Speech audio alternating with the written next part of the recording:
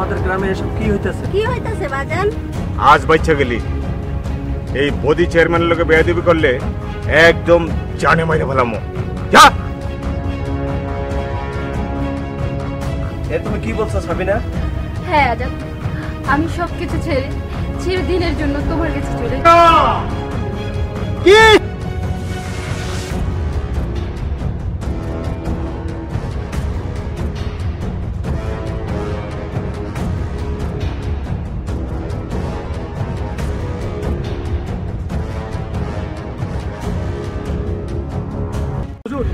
হুজুর, হুজুর শেষ পর্যন্ত নিজের মেয়েটাকে মেরে ফেলবেন?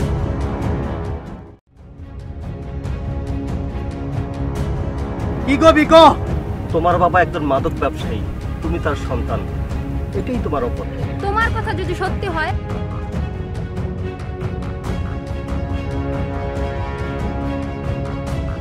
আসলে আমরা একসাথে বলি, আমরা নিজেও নেশা করবো না আর অন্যকেও নেশা করতে দেব না।